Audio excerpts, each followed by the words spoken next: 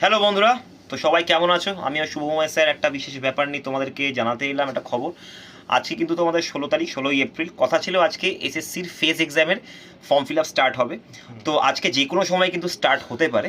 ssc.gov.in-এই তোমরা কিন্তু এটার লিঙ্ক পেয়ে যাবে, অর্থাৎ নোটিফিকেশান, তার সাথে সাথে ফর্ম ফিল আপেরও লিঙ্ক, অ্যাপ্লিকেশান লিঙ্ক। তো অবশ্যই যাদের যাদের রেজিস্ট্রেশন করা নেই, অবশ্যই তোমরা কিন্তু রেজিস্ট্রেশন করতে পারো। রেজিস্ট্রেশনের জন্য কোনো দিনক্ষণ নেই। যাদের রেজিস্ট্রেশন করা নেই, আগে থেকে রেজিস্ট্রেশন করে নাও। যাদের আগের বছরে রেজিস্ট্রেশন আছে তারা তোমরা রেজিস্ট্রেশন করতে হবে না। ইন কেস যদি তোমার রেজিস্ট্রেশন না নেয় তো তোমাকে নতুন করে রেজিস্ট্রেশন করতে হবে। নেক্সট ভ্যাকেন্সির ব্যাপারে বলবেন তোমাদেরকে শুভময় স্যার। হ্যাঁ ভাই, এখনো পর্যন্ত আসেনি। আমি সেটাই দেখছিলাম যে কখন আসবে, এখনো আসেনি, যে কোনো সময় চলে আসবে।